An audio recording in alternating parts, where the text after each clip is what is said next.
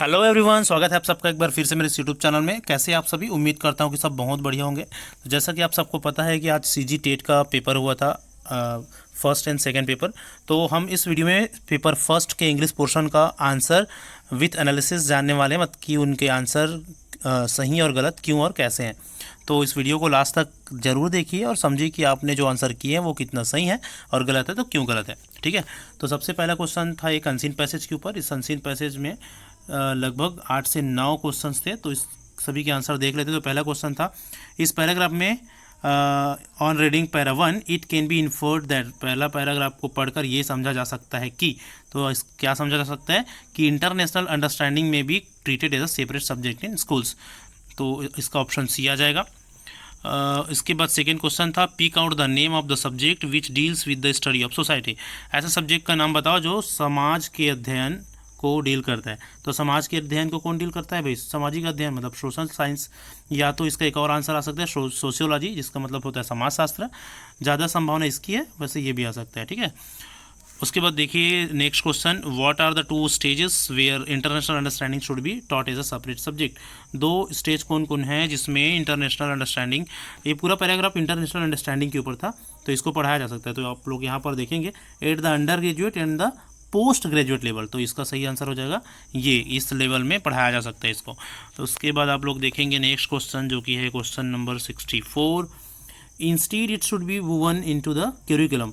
ठीक है, ये वो एक पैराग्राफ, एक पैसेज से आया हुआ पैराग्राफ है। इसमें एक लाइन आया है द वर्ड, ये वाला line, instead it should be woven into the curriculum. तो ये जो वुवन वर्ड है वो किस रूप में यूज़ हुआ है ऐसा पूछा गया है। क्या वो नाउन है, वर्ब है, एडवर्ब है कि एडजेक्टिव है? तो डेफिनेटली ये एक क्या है, वर्ब है। वुवन क्या है? एक वर्ब, मतलब होता है बुना हुआ। ठीक, उसके बाद आगे है question number 65, how international understanding can be taught at the school. जो इंटरनेशनल अंडरस्टैंडिंग है वो स्कूल में किस रूप में पढ़ाया जा सकता है? तो इसका सही आंसर हो सकता है ऑल ऑफ दिस। ठीक है, इन सभी रूपों में इंटरनेशनल अंडरस्टैंडिंग जो सब्जेक्ट है या विषय है उसको पढ़ाया जा सकता है। ठीक है, तो इसका डी ऑप्शन ज़्यादा सुटेबल है सही होने के लिए। अगला क्वेश्चन है क्वेश्चन नंबर 66, जो कि इस तरह है, देखेंगे आप, the school subjects which can be most profitably used for this purpose. In the above sentences the underlined profitably is use. एक वर्ड आया है प्रॉफिटेबली, है ना, ये किस रूप में यूज़ हुआ है बोला गया है। तो यहाँ पर आप देखेंगे the school subjects which can be most profitably used. जो स्कूल सब्जेक्ट है उसको सबसे ज़्यादा अच्छे रूप से या प्रॉफिटेबल रूप से यूज़ किया जाता है। यूज़ करने का तरीका बताया गया उसमें, है ना, कि किस तरह से यूज़ करना है, कि वर्ब हो गया, है ना, तो किस तरह से यूज, तो प्रॉफिटेबली यूज्ड। तो एक क्या होगा, एक एडवर्ब होगा। क्यों एडवर्ब होगा? क्योंकि वो ना यूज़ करने का काम या यूज़ करने के तरीका को डिफाइन किया है। ठीक है, तो वो एक एडवर्ब हो जाएगा यहाँ पर। तो ऑप्शन नंबर सी हो जाएगा 66 का आंसर। अब हम देखते हैं 67 जो कि यहाँ पर, तो 67 नंबर है pick out the most probable meaning of the phrase. ये जो फ्रेज आया है ना पैसेज में, उसका सबसे अच्छा, सबसे प्रोबेबल, संभव मीनिंग कौन सा है ये पूछा गया है। तो मोस्ट प्रॉफिटेबली यूज्ड, ठीक है, मोस्ट प्रॉफिटेबली यूज्ड मतलब सबसे अच्छा यूज़ किया गया है। तो यहाँ पर इसका आंसर होगा मोस्ट फ्रूटफुल यूज्ड। फ्रूटफुली या प्रॉफिटेबली दोनों एक ही है ना, लाभदायक। ठीक है, यहाँ पर मोस्ट वैल्यूएबल नहीं होगा क्योंकि वो तो कीमती हो जाएगा, कॉमर्शियली भी नहीं आना चाहिए। तो ज़्यादा सूटेबल हमको कौन सा लग रहा है, मोस्ट फ्रूटफुली लग रहा है ज़्यादा सूटेबल। ठीक है, रिवार्डिंगली भी एक ऑप्शन है, लेकिन सबसे ज़्यादा सूटेबल अगर बोले एज पर सूटेबिलिटी तो ऑप्शन नंबर ए आएगा 67 या 67 नंबर के क्वेश्चन में। अभी चलते हैं नेक्स्ट 68 में। तो 68 में क्या बोला जा रहा है, देखिए, the implied meaning of para 3 is. तो इसका आपको आंसर मिलेगा question number 1, most of the universities have prescribed learning of international understanding. Para 3 में सबसे मेन बात कौन सा बोला गया है, तो सबसे मेन बात ये बोला गया है, ठीक, कि इंटरनेशनल अंडरस्टैंडिंग जो है वो ज़्यादातर यूनिवर्सिटी के द्वारा क्या किया जाता है, प्रिस्क्राइब किया जाता है। वो आप पढ़ेंगे लास्ट पैराग्राफ में समझ में आ जाएगा आपको। पहला ऑप्शन आएगा ऑप्शन ए 68 में। उसके बाद 69 हम देखते हैं। तो 69 में क्या बोला गया, देखो, which phrase from the passage means combine with the curriculum.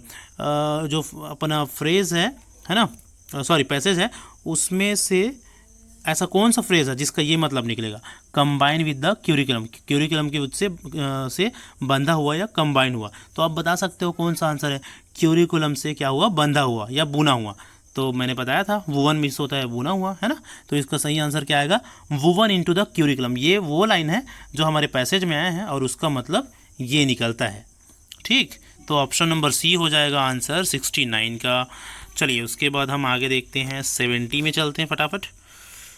70, हाँ, तो 70 में फिर से एक पैराग्राफ आ गया है, सेकेंड पैराग्राफ। ठीक है, ये पैराग्राफ है चाइल्ड लेबर के ऊपर। अगर आप इसको अच्छे से पढ़ेंगे, स्पेशली इसमें ये बताया गया है तो जो चाइल्ड लेबर है ना, बाल श्रम, वो स्टिल अभी भी एग्जिस्ट करता है हमारे इस वर्ल्ड में, है ना, इस संसार में, और बहुत ही बुरे फॉर्म में ये एग्जिस्ट करता है या पाया जाता है।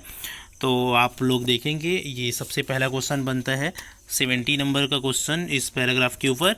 और प्रश्न ये है, the word dextrous, dextrous means क्या होता है, इसका मतलब होता है दक्ष या कुशल। डेक्स्ट्रस मीन्स क्या होता है, दक्ष या कुशल। तो इसका मीनिंग पूछा है भाई, तो आप लोग सभी बता सकते हैं। दक्ष या कुशल कौन हो गए भाई, स्किलफुल। स्किलफुल मीन्स क्या होता है, दक्ष या कुशल। तो बहुत इजी है। उसके बाद 71 नंबर का क्वेश्चन देखते हैं। Many children spend their entire childhood making carpets with their textures hands. ठीक है, तो यहाँ पर टेक्स्चरस वर्ड जो आया है वो किस रूप में इस वर्ड का यूज़ हुआ है। टेक्स्चरस वर्ड का यूज़ आपको पैराग्राफ में देखने को मिलेगा ना, वर्ड टेक्स्चरस जो दक्ष स्किलफुल वर्ड है। यहाँ पर भी वही वर्ड आया था, लेकिन इसमें क्या पूछा था, टेक्स्चरस का मीनिंग पूछा था। तो टेक्स्चरस मतलब होता है दक्ष या निपुण, और यहाँ पर जो उनका कुशल हाथ या दक्ष हाथ है ऐसा बोला गया है। तो भाई अब क्या हो सकता है, अब वो हो सकता है एडजेक्टिव, क्योंकि उसके क्या बताया है, दक्ष हाथ या कुशल, स्किल्ड हैंड, है ना। स्किल्ड हैंड, कैसा हैंड, कैसा हाथ, स्किल्ड हैंड। तो वही एक तरह का एडजेक्टिव या विशेषण ही होगा वो। ठीक है, तो आंसर नंबर बी आ जाएगा इसका सही आंसर। 72 आप देखेंगे, द वर्ड हेल्पलेस या हेल्पलेस मीन्स, है ना, तो इसका सही आंसर हो जाएगा अनफॉर्चुनेट, दुर्भाग्यवश, है ना, या हेल्पलेस जो बहुत ही जिनका किस्मत ठीक नहीं हो उसको बोलते हैं हेल्पलेस या हैप्लेस। ठीक है, तो क्योंकि यहाँ पर देखेंगे फॉर्चुनेट मतलब तो भाग्य हो जाएगा, लकी मतलब किस्मत वाला हो जाएगा, एंग्जियस मीन्स तो बड़ी चिंता हो जाएगा। तो ठीक है, इस तरह से अलग अलग मीनिंग है। बाकी सही आंसर क्या हो जाएगा आपका, डी होगा 72 का, अनफॉर्चुनेट। क्वेश्चन नंबर 73 था, the word heart rending. Heart rending word का मीनिंग क्या है, तो हार्ट रेंडिंग मतलब क्या होता है पता है, हार्ट रेंडिंग मीन्स होता है एक ऐसा चीज़ जो बहुत ही दुख पहुंचाने वाला हो, हृदय विदारक अपन बोल सकते हैं। तो हृदय विदारक या बहुत पीड़ा पहुंचाने वाला। तो इसका सही आंसर क्या हो जाएगा भाई, पेनफुल। ठीक है, क्या हो जाएगा, पेनफुल इसका सही आंसर हो जाएगा, कष्टदायक, पीड़ादायक। ठीक, चलिए 74 नंबर का क्वेश्चन हमारा क्या था, इसमें the word in the italic ordeals. Ordeals means क्या होता है ये पूछा गया है। ठीक है, तो ऑडियल्स का मतलब क्या होता है, ऑडियल्स मीन्स होता है बहुत ही बुरा अनुभव या कटु अनुभव। ठीक, तो nightmarish ordeals that vast majority. जो यहाँ पर ये पूछा गया है कि जो ऑडियल है वो क्या है, नाउन है, प्रोनाउन है, क्या है। तो एक ना अनुभव का नाम है, एक तरह का एक्सपीरियंस या अनुभव का नाम है, चाहे अच्छा अनुभव हो बुरा अनुभव हो, वो एक नाम है। नाम मतलब क्या हो जाएगा, नाउन। तो इसका सही आंसर होगा ए। तो क्वेश्चन नंबर 74 नाउन। ठीक, उसके बाद 75 में चलते हैं। द वर्ड सॉलिड मीन, ये ना मोस्टली ये वाला जो पैराग्राफ है उसमें जो क्वेश्चन वो सिनोनिम्स और एंटोनिम्स के फॉर्मेट में ही आया है ना। तो सॉलिड मीन्स क्या होता है करके पूछा गया है। तो सॉलिड मीन्स क्या होता है, सॉलिड मीन्स होता है बहुत ही घटिया, बहुत ही बेकार। ठीक है, तो ये क्या हो जाएगा, डर्टी एंड अनप्लेजेंट। ठीक है, डर्टी एंड अनप्लेजेंट। बाकी सब तो क्लीन, प्लेजेंट, ट्रांसपेरेंट, ओपेक सब एक ही मीनिंग है। तो सही आंसर इसका हो जाएगा 75 का ए। ठीक, अभी चलते हैं 76 नंबर के क्वेश्चन में। तो 76 नंबर का क्वेश्चन हमारा आ जाता है, when an error recurs in a language despite being corrected it is said। अगर किसी लैंग्वेज में कुछ गलती होता है, बार बार होता है, तो उसको हम क्या बोलेंगे भाई, तो उसको बोलेंगे मिस्टेक। ठीक है, लैंग्वेज में कोई एरर होना क्या कहलाता है, मिस्टेक कहला जाता है। तो ये सही आंसर ऊपर ये मिस्टेक होना चाहिए। ठीक है, थोड़ा सा कन्फ्यूज़न है इसमें क्योंकि इसमें स्लीप भी आ सकता है, लेकिन ज़्यादा संभावना इसी का है मिस्टेक का। ठीक है, चलो 77 नंबर में चलते हैं। 77 में, तो which of the following is not a set of language skills. इसमें से कौन सा लैंग्वेज स्किल का सेट नहीं है भाई। तो there are 4 sets of language skills, that is listening, speaking, reading and writing. Listening, speaking, reading and writing, तो ये सभी इनमें आ रहा है। तो ये ऑप्शन नंबर बी क्या हो जाएगा? It's a set, it's not a set of language skill, ये लैंग्वेज स्किल का सेट नहीं है। तो सही आंसर हो जाएगा बी 77 का। ठीक, चलिए 78 में चलते हैं। In the beginning of an academic session the English language teacher conduct a test to know students strength and weakness by what they know and what they do not know, this is an session या academic session के शुरू में ना जो teacher क्या करते हैं, एक टेस्ट लेते हैं बच्चों के वीकनेस और उनकी स्ट्रेंथ जानने के लिए कि वो कितना स्ट्रांग है और कितना वीक है। तो और इस तरह का जो टेस्ट है ना उसको डायग्नोस्टिक टेस्ट बोलते हैं। डायग्नोस्टिक टेस्ट मतलब बच्चों के पहचान करने के लिए एक टेस्ट कि वो कितना जानता है कितना नहीं जानता है। तो ऐसे टेस्ट को क्या बोलते हैं? डायग्नोस्टिक टेस्ट बोलते हैं। ठीक है, तो सही ऑप्शन हो जाएगा डी 78 का। चलिए 79 में चलते हैं। तो 79 is learning grammar and mathematics is important for the mental growth of a child. बच्चों के मानसिक विकास के लिए ना ग्रामर सीखना और मैथमेटिक्स सीखना महत्वपूर्ण है। इसको कौन बोला था? तो इसका सही आंसर होगा भाई, इसको वाइगोत्स्की ने बोला था। किसने बोला था? वाइगोत्स्की ने बोला था। ये वाला लाइन किसके द्वारा दिया गया है? वाइगोत्स्की। ठीक है, 79 का सही आंसर होगा आपका बी। ठीक है, उसके बाद चलते हैं 80 में फटाफट। ठीक है, which of the following is not a multimedia material. Multimedia material कौन नहीं है? तो English language lab, English language lab है ना। ओके, तो इसमें सही आंसर इंग्लिश लैंग्वेज लैब हो सकता है, क्योंकि मल्टीमीडिया मटेरियल में आपका पीपीटी तो आएगा ही और ये यूट्यूब वगैरह तो आएगा ही।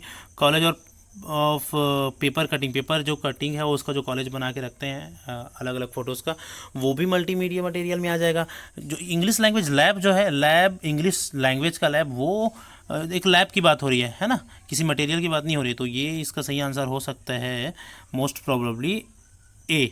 ठीक है, 80 का।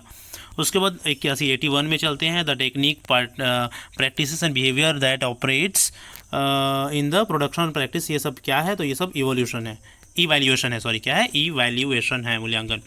उसके बाद है 82 the primary purpose of introducing rhymes in the elementary level school. छोटे स्कूलों में, प्रारंभिक स्कूलों में राइम्स मतलब जो कविता होती है, कविताएं होती है, उसको इंट्रोड्यूस, उसको सिखाने का मतलब क्या है? क्या है भाई उसका मतलब? To make the free use of language via reception and production, ये आ जाएगा। भाषा का फ्रीली यूज़ करना, सिखाना बच्चों को एक अच्छे स्वर ताल के साथ, है ना, ये उसका मेन उद्देश्य होगा। ओके, नया शब्द सिखाना, एंटरटेन करना, ये तो ज़्यादा नहीं संभावना है। इसी सही सबसे सही आंसर ये सी लग रहा है इसका। ठीक, चलो आगे देखते हैं 83 why is remedial teaching required in the domain of ELT, English learning teaching, English language teaching, sorry English language teaching में रेमेडियल टीचिंग रिक्वायर्ड क्यों है ना। तो ये इसका सही आंसर हो जाएगा it is an inclusive approach. भाई इंक्लूसिव अप्रोच है, इसमें ये आ जाएगा, है ना। Every learner has a varied pace of learning, सभी सीखने वाले का अलग अलग स्पीड होता है सीखने का, ये भी आ जाएगा। लिटिल बिट ऑफ इसके folding helps the slow learners to come, slow learners को जो छोटे छोटे इसके फोल्डिंग जो होती है, छोटे छोटे चीज़ों से सीखना, वो मदद करता है। तो इसमें ऑप्शन नंबर डी सही होगा इसका। ठीक है, 83 का option number D, all of above. और उसके बाद है 84, उसको देखते हैं फटाफट। Miss Mala asked the class some question regarding the game sports they were interested in and how. देखो मिस्टर माला ने क्या किया, सबसे पहले स्पोर्ट्स से रिलेटेड क्वेश्चन किए, बच्चों को खेल वेल से रिलेटेड क्वेश्चन किए। उसके बाद ना उसने अपना आज का टॉपिक बताया, उनके उस दिन का टॉपिक क्या था चैप्टर का, मैरी कॉम। ठीक है, जो स्पोर्ट्स से रिलेटेड है। तो ये जो पहले खेल के बारे में पूछना, फिर चैप्टर को इंट्रोड्यूस कराना, ये कौन सा एक्शन है या क्या किया उसने ऐसा कर। तो हम इसमें बता सकते हैं कि ना किसी भी टॉपिक को बताने से पहले उसने उस टॉपिक से रिलेटेड चीज़ों के बारे में बताया। तो ये प्री लिसनिंग एक्टिविटी में आ जाएगा। किस में आ जाएगा? प्री लिसनिंग एक्टिविटी में। इंट्रोडक्शन टू द टेक्स्ट नहीं आएगा। इंट्रोडक्शन टू द टेक्स्ट किस में आता? अगर वो पूरा उस चैप्टर से रिलेटेड ही कुछ बातें बताती। ठीक है, तो इंट्रोडक्शन टू द टेक्स्ट में आता है, तो ज़्यादा सही होगा प्री लिसनिंग एक्टिविटी। ओके, चलिए उसके बाद है इंट्रोडक्शन टू द टेक्स्ट। जैसे मैरी कॉम है तो उसके बॉक्सिंग वगैरह से रिलेटेड, सेम उसी गेम से रिलेटेड कुछ बातें बताते या उस चैप्टर से रिलेटेड कुछ बातें बताते, तो उसमें आता। ठीक, उसके बाद आगे देखिए 85, question number 85। Mister Ganesh dictate a short paragraph to the student. Mister Ganesh क्या क्या करता है भाई, एक छोटा सा पैराग्राफ डिक्टेट करता है। डिक्टेट करना मतलब बोलना, जिसको बच्चे सुन सुनकर लिखते जाएंगे। तो ऐसा कर कर वो बच्चों को क्या, उसको उद्देश्य क्या है, बच्चों को क्या सिखाना चाह रहा है, तो बच्चों को ना इंटीग्रेट लिसनिंग और राइटिंग सिखाना चाह रहा है। मतलब सुनने के कौशल और लिखने के कौशल दोनों सिखाना चाह रहा है, क्या करके, डिक्टेट करके, डिक्टेशन के थ्रू। तो नेक्स्ट क्वेश्चन हो जाएगा आपका 86। Skimming is the sub skill of, skimming is the sub skill of. तो आप अगर पढ़े होंगे इंग्लिश पेडागोजी, तो there are some sub skill of speaking and skimming is one of them. ठीक है, स्पीकिंग के ना कुछ सब स्किल्स है और उनमें से एक सब स्किल है स्पीकिंग का, स्कीमिंग। तो इसका सही आंसर क्या हो जाएगा, answer number B. Sorry wait sorry इसका स्पीकिंग का नहीं, सॉरी, रीडिंग का। There are some sub skill of readings and skimming is one of them. तो रीडिंग जो है उसके कुछ सब स्किल्स होते हैं और स्कीमिंग उसमें का एक है। तो ऑप्शन नंबर सी आएगा इसमें, है ना। ओके, चलिए नेक्स्ट क्वेश्चन है क्वेश्चन नंबर 87। तो 87 का सही आंसर हो जाएगा आपका एन असेसमेंट बाय विच। तो ये इम्सेटिव रिफर्ड असेसमेंट, देखो क्या बोला जा रहा है वो भी देख लो भाई, ये भी जानना जरूरी है। An assessment by which a learner's performance is measured against his or her own previous performance is called. ऐसा असेसमेंट या ऐसा जांच जिसमें बच्चों के पिछले नॉलेज को बेस मानकर, है ना, पिछले नॉलेज या पिछले परफॉर्मेंस के मापन या उसके आधार पर नया या फिर से मेजरमेंट किया जाता है। ठीक है, ऐसे असेसमेंट या ऐसे जांच को क्या बोलते हैं, ऐसे जांच को ना इप्सेटिव रिफर्ड असेसमेंट बोलते हैं। ठीक है, क्या बोलते हैं, इप्सेटिव रिफरेंस्ड असेसमेंट, जिसमें पिछले नॉलेज के को बेस बनाकर नया असेसमेंट किया जाता है। ठीक, चलो उसके बाद नेक्स्ट क्वेश्चन है क्वेश्चन नंबर 88। इसमें क्या बोला गया भाई, Navneet can speak English and Punjabi while speaking in English. Sometimes he start speaking in Punjabi without changing the topic. Navneet जो है ना वो क्या बोल सकता है, वो इंग्लिश भी बोल सकता है और पंजाबी भी बोल सकता है, लेकिन कभी कभी इंग्लिश बोलते बोलते वो क्या कर देता है, अपने बात को पंजाबी से शुरू कर देता है। ठीक है, और टॉपिक को चेंज किए बिना। तो ऐसा दो लैंग्वेज को या किसी डायलेक्ट मतलब बोली और भाषा को एक साथ मिलाकर बोलना, वो ना कोड मिक्सिंग कहलाती है। क्या कहलाती है, कोड स्विचिंग कहलाती है। ठीक है, कोड मिक्सिंग भी लगभग इसी तरह का होता है, लेकिन इसका सही आंसर होगा कोड स्विचिंग। ठीक है, कोड मिक्सिंग और कोड स्विचिंग में ज़्यादा अंतर नहीं है, इस वीडियो में नहीं बताया जा सकता। ठीक है, वीडियो और लॉन्ग हो जाएगा, तो अभी इसका सही आंसर ज़्यादा सूटेबल हो जाएगा कोड स्विचिंग। ठीक है, इन्फ्लुएंस ऑफ मदर टंग नहीं होगा, इसको मत लिखना। चलिए उसके बाद नेक्स्ट है 89, question number 89। Maya is born in Marathi speaking family. Maya कहाँ जन्म ली है, मराठी स्पीकिंग फैमिली में, जहाँ मराठी बोला जाता है। She picks Marathi from the family environment. उसने मराठी कहाँ से सीखा, कहाँ से लिया उसने मराठी, अपने फैमिली एनवायरनमेंट से ली उसने मराठी का जो भाषा है उसको। और Srijan wants to work in Germany में काम करना चाहती सृजन, तो वो क्या की, वो ना she joins German language training centre. अब जर्मन लैंग्वेज का ट्रेनिंग सेंटर ज्वाइन कर लिया और वहाँ से सीखी या वहाँ से ग्रहण की, किसको, जर्मन भाषा को। तो अब ये दोनों के जो भाषा सीखने के तरीके हैं वो किस में आएगा, तो पहला है phenomenon, one is language acquisition and second is language learning. तो पहला वाला जो घटनाक्रम थी, पहला वाला जो हमारा जो बात थी वो लैंग्वेज एक्विजिशन, लैंग्वेज ग्रहण करना था, क्योंकि उसने अपने फैमिली से उसको ग्रहण की, उसको सीखी नहीं। और दूसरा था लैंग्वेज लर्निंग, उसने उसको स्पेशली उसको लर्न किया, सीखा। तो ये आ जाएगा। ठीक है, फर्स्ट नंबर आ जाएगा, पहला फिनोमिनन, पहला परिस्थिति था लैंग्वेज एक्विजिशन का, लैंग्वेज ग्रहण करने का, और दूसरा था लैंग्वेज सीखने का। तो इस तरह से 89 का ऑप्शन हो जाएगा फर्स्ट। अब लास्ट क्वेश्चन था इंग्लिश का क्वेश्चन नंबर 90। तो देखिए इसमें कैसे और क्या आपका आंसर सही आता है।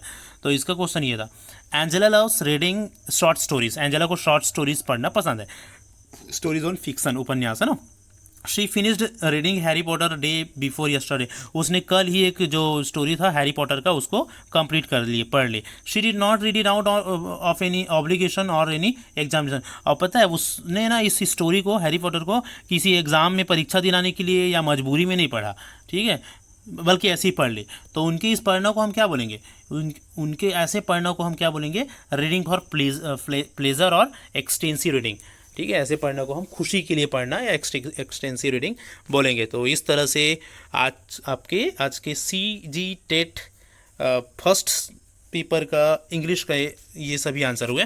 आई होप कि आपको अच्छे से क्वेश्चन समझ में आए होंगे और सारे क्वेश्चंस के सही गलत का पहचान हुआ होगा। ठीक है, उम्मीद करता हूँ कि आपको अच्छा नंबर आए CG टेट में। वीडियो अच्छा लगा होगा तो चैनल को सब्सक्राइब और वीडियो लाइक ज़रूर करिएगा। Thank you so much. मिलते हैं और नेक्स्ट वीडियो में।